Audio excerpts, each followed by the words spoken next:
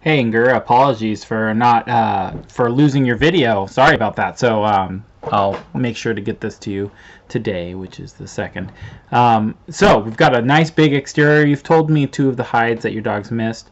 One of which is on a shovel back here, and the other is on a bench off to the right of the camera.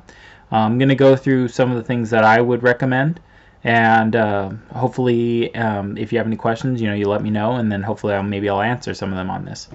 um, the first thing I want to talk about is your start line. I want you to notice how far back you are from your dog, and that you have your dog somewhat on your right side, not completely on your right side, but somewhat on your right. Now, I'm not pointing this out as a bad thing, I'm just pointing it out as a statement. And the reason is, before we can decide whether what we're doing is right or wrong, we have to first know clearly what we're doing. And that's not as obvious as it could be. Now, the first thing is the dog darts off, and almost immediately at the end of his leash, right? So that's why I'm pointing this out. If you know how fast your dog is and all this stuff, why give your dog a head start at the start line?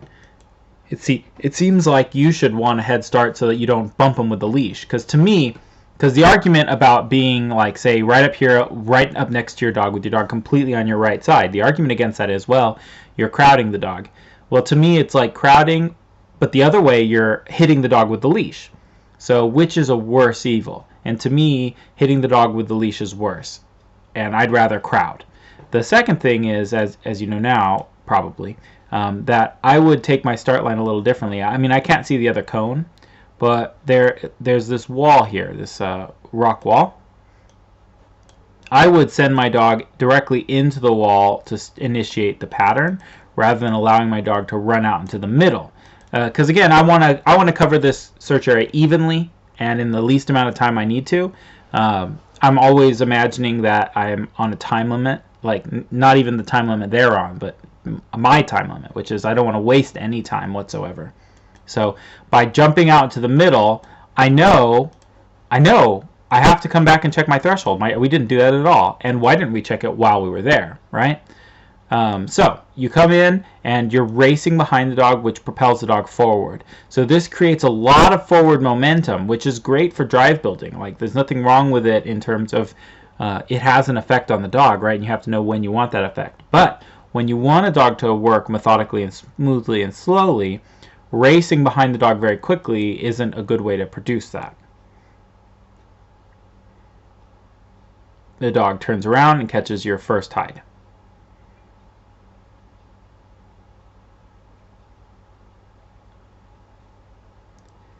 So now, again, we're racing off. So I'm going to rewind from here.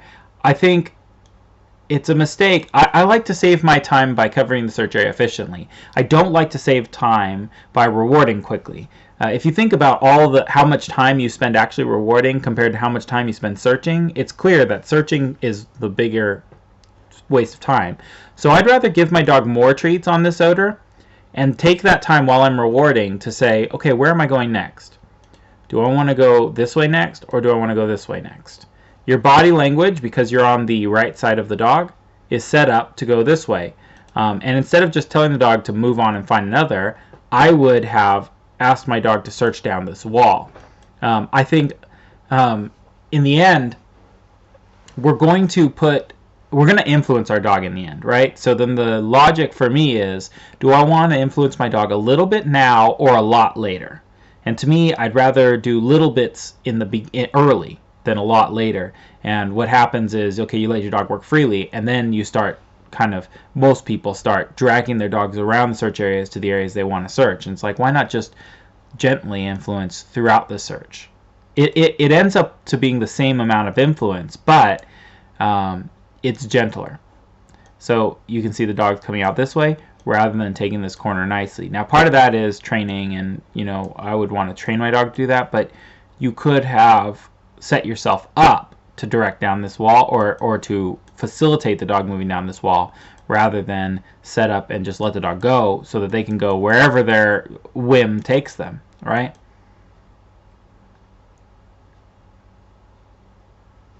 interesting that the dog goes in here. There's a hide in there, but then is repelled from that area for whatever reason. I don't know. I don't think that's your handling. Although it could be. I think that has more to do with the dog recognizes that there's odor there and is cataloging.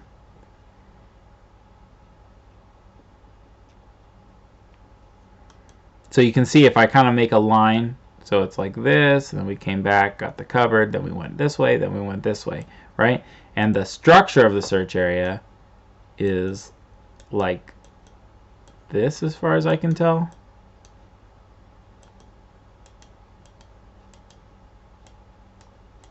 It's an oddly shaped search area, right? And then here is the bench right here. This bench. So you can see it's already hard to keep track of, right? Like at this point, if we make one more chaotic turn, I'm not going to necessarily be able to keep up with that.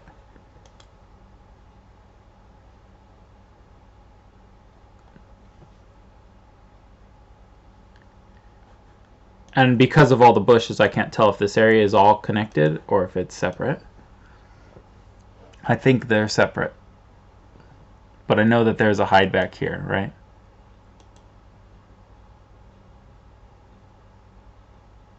Okay. So now we're on up perimeter a little bit. And all you need to do is, and this is good, see, you're in the right spot, you're facilitating the right body language. All of this is good. It looks like we had to fix a leash issue. And again. And so see, this is, you're in the right spot. And that's why you're doing that pattern more. Now you decide to direct in here. That's I think that was a good choice, because why come back here again, right? You know you're missing it, so might as well do it now. What I do want to talk about is how you do it, okay? So rather than just pulling the dog back, I always think it's better to use their momentum again in your favor. So take them that way and then bring them back. Okay, that way it's not so much ja, but it's very abrupt to do it the way you've done it. I want to try to find a way, how do I influence in the smoothest, gentlest way possible? And turning it into a curved line rather than a jagged line is better. Not to mention, when you pull them back this way, now you're set up to continue that way again, instead of what you want is to go in there and then continue this pattern the way you were going originally. So there's a second hide that you found. You're not calling it for some reason.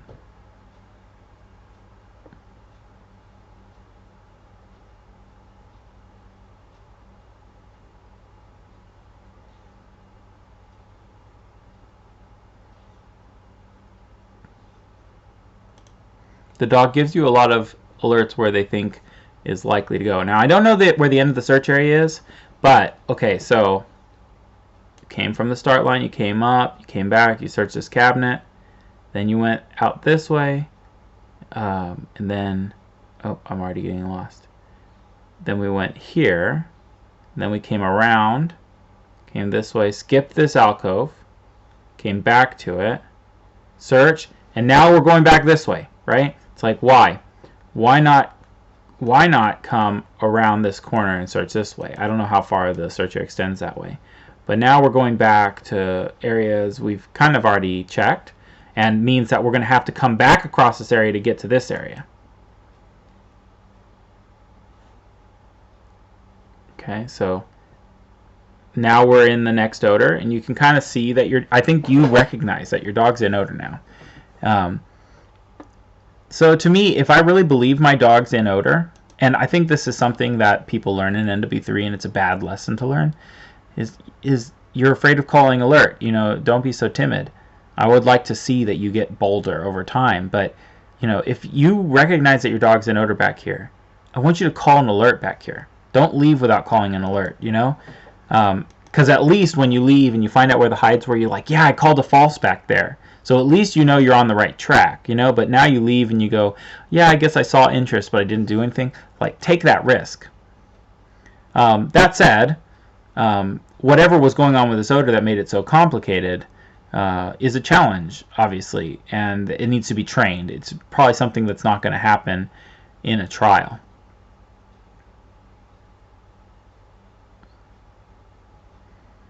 But I think your dog was on the track. Oh, there. Okay, this is the moment right here. Okay. So where are you going from here? Are you going to come back out this way? Because you just came from there.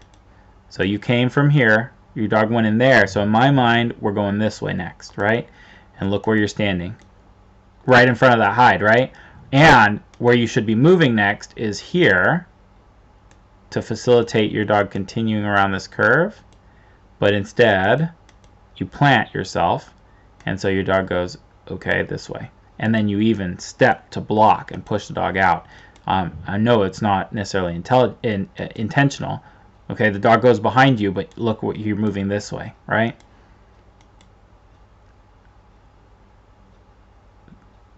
And I think it's just that a little amount of body language, the slowness on the time, could be what kind of stops your dog from alerting on it. In addition to it being a difficult odor problem. Now here, okay? So let's rewind a little. You were doing a really nice pattern before. Oh, I went back a little too far.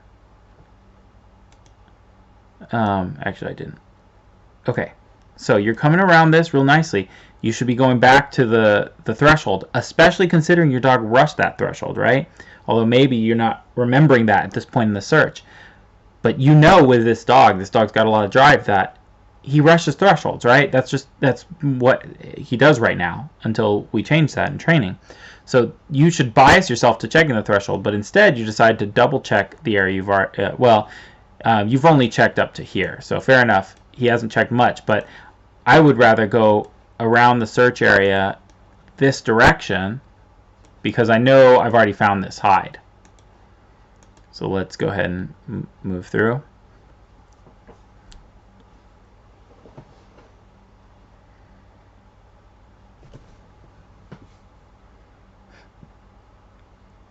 That was nice movement through that tight space. I think that was good.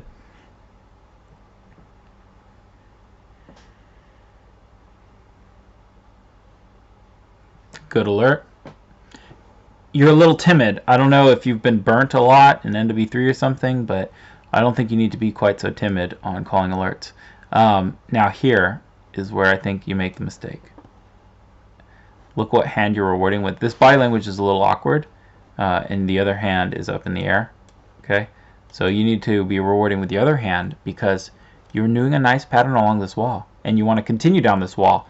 Why would you want to, from here, swing your dog out that way, which is what rewarding with this hand causes your dog to come out this way, because they're going to follow the lure of the hand. If you used your left hand, that would have lured the dog to go around that way and finish the wall. So now we've cut across the search area, and maybe you haven't cut across search area, but look how your dog has now, you're on the inside here, you're blocking the dog from the wall. And your dog goes back to the wall, but there's no reason for that little inefficiency, right?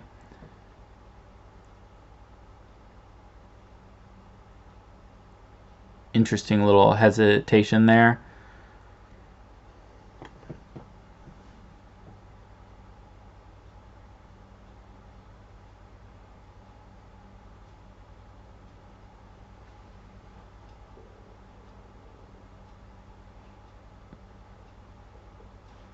And then here, it seems like you're intentionally avoiding this threshold area. I'm not sure why, because the natural thing would have been to come down this way, but you've instead redirected back this way.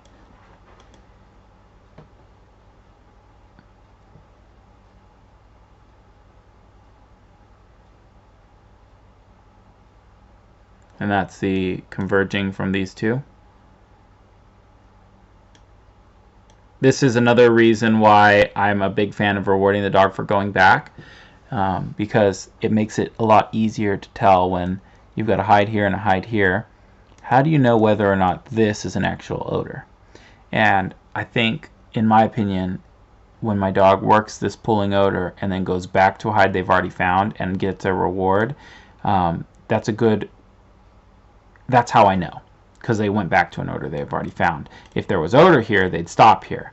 But when the dog doesn't think they'll get a reward here, then the dog goes, oh, there's a pool here, but I've already found that one and I've already found that one, and so I know I can't earn a treat. That sometimes can create some conflict in the dog that looks like an alert, and then people will be tempted to call that as an alert.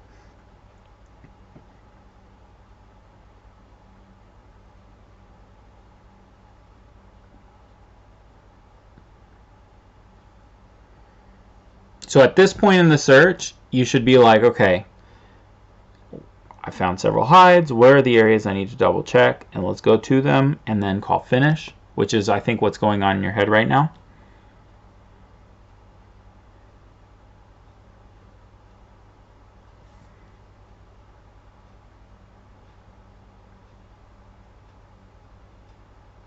There, the dog's in odor. The dog's found it. Now, see, I would be tempted to call this alert and this alert. So I'd have gotten one false here, but then I would have gotten the correct one here. I always prefer, and I try to train my students to be a little bit bolder and not be afraid of false alerts. And so I like to hear my students failed because of false alerts. I don't like to hear my students failed because they missed hides, right? It's just my personal preference. And I think if you would rather miss a hide than false, then really think about that and question it and like defend that point of view. But I think missing a hide is way worse than falsing.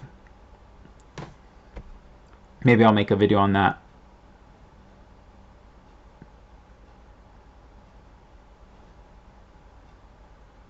Okay, this is all fine work, but now you're going to take your dog past the odor, and I don't like it when my dog ignores odor. And this is another thing is, I think dogs make errors all the time. So if the dog is like, okay, pass this one, and they're intentionally passing odor, how do we know the dog doesn't go, yeah, I already found that one, they just pass it, even though they didn't? You know, we're assuming our dogs don't make errors when we teach a dog it's okay to pass an odor. Oh, and see, you know he's in odor too. I wouldn't leave this area without calling an alert. Call it somewhere. Call it there. You know, and you get a no, but at least you read the dog's behavior.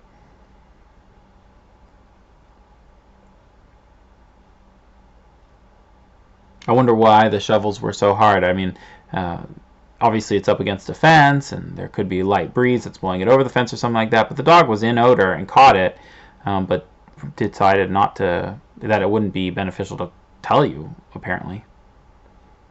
And there's your 30-second call.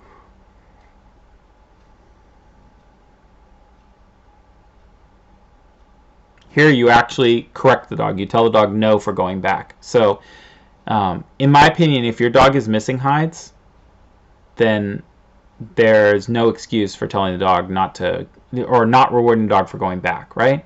Because that's odor obedience, is how rewarding odor is. And so if you don't reward hides they've already found, you're lowering the value of hides they haven't found, in my opinion, because odor is just odor. And so I don't think a dog can balance out really well why sometimes they get punished on odor and why sometimes they get rewarded. And there's your finished call. I think you had the idea that the odor was here, which is where your dog showed a lot of interest. I personally would have gone all the way back into this alcove before I called finish. I like to be fairly complete. If I'm going to go to an area, I'm going to complete that area before I call finish. I want to also point out that you never really check the threshold, right?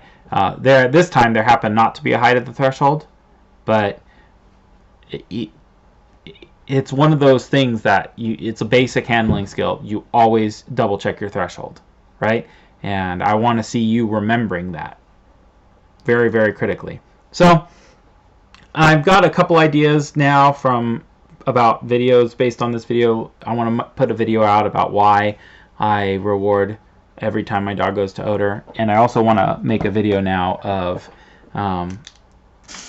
why it's worse to miss a hide rather than false. If it's a false dichotomy, I'm aware of that. You don't have to have both, but if you had to choose one and lose the other, which one would you prefer? And I personally would prefer falsing to missing a hide, at least sometimes. So yeah, I mean, it's a good search. There's nothing wrong with it. The dog shows a lot of independence, a lot of hunt drive. a lot of ability. The problem solving, maybe that's an issue there, is because the bench and the shovel were problems that he was not used to, and so he didn't problem solve them. So that could be useful. But then the main thing is your handling, right? It's your coverage of the search area was uneven and chaotic. And that it's not that you weren't guiding him, it's that you weren't aware of the ways in which you were guiding him to be chaotic, right? You could have made choices about how to reward him, how to step, that would have facilitated him doing the pattern all on his own without any big influence, right?